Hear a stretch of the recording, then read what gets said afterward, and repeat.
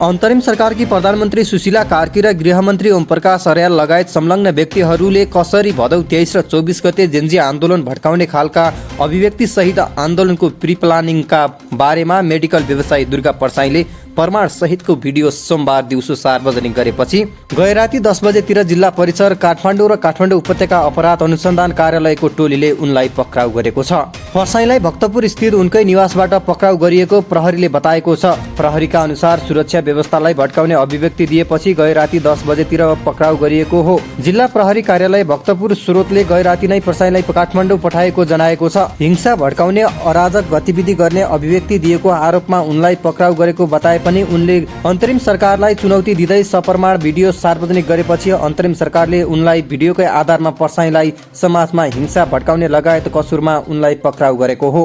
बाँकी परसाईले के प्रमाणहरू सहितको भिडियो प्रसारण गरेका थिए, यो भिडियो मार्फत हेर्नुहोस्। योभन्दा अगाडि देखाएका दुई भिडियोहरूमा स्पष्ट रूपमा भनेका छौं, अहिलेको सरकार गोविन्द केसीको अनसनको जगमा केदार भक्त माथेमा कल्याण Shrestha, Om Prakash Aryal, Sushila Karki, Balen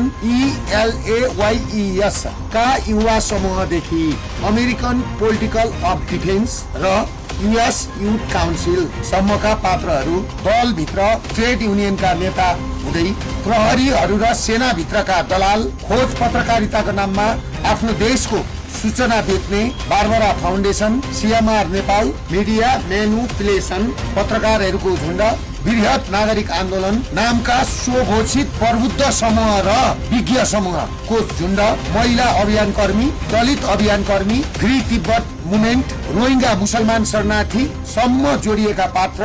MCC, SPP, IPS जस्ता पश्चिमी सैन्य रणनीतिक कारिन्दा र NGO, INGO को प्रयोग गरेर बनेको पश्चिमाहरूको सरकार हो।